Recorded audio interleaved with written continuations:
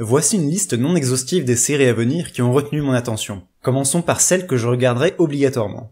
Tout d'abord, un peu hors sujet car techniquement ça ne sort pas en automne, le film d'animation de Koe no Katachi. Adaptation du manga éponyme, ce dernier m'avait laissé sur un avis assez mitigé. Il y a de bonnes idées mais exploitées maladroitement selon moi, et la fin est plutôt frustrante.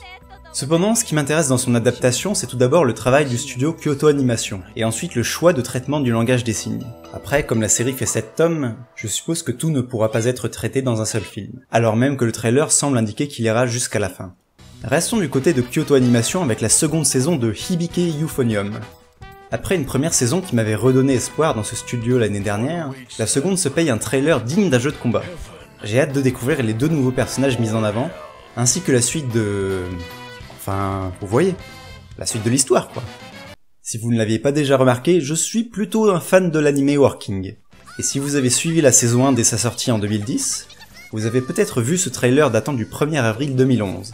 Il s'agissait d'un poisson d'avril utilisant les personnages de la web-série Working, diffusée avant de révéler la seconde saison. Et bien cette fois ce n'est pas un canular. La série Web Working sortira officiellement cet automne, toujours par le studio A1 Pictures, avec un style plus coloré qu'en 2011.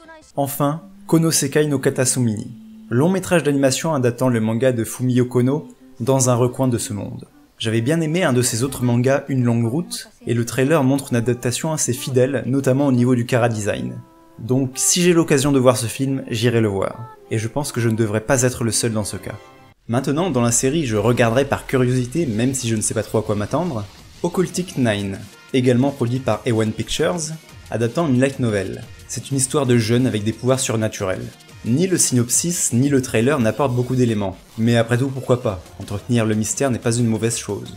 Shumatsu no Isetta.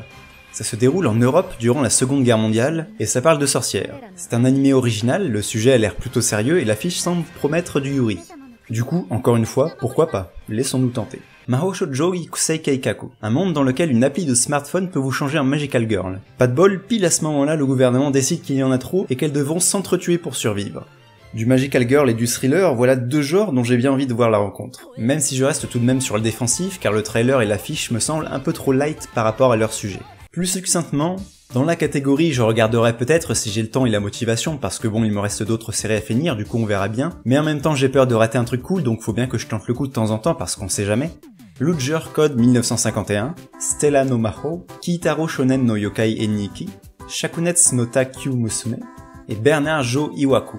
Et pour finir, dans la catégorie jamais de la vie plutôt me crever les yeux avec des cure-dents rouillés, Lost Rage Incited White-Cross, Anitore XX, Idol Memories, et Gakuen Handsome.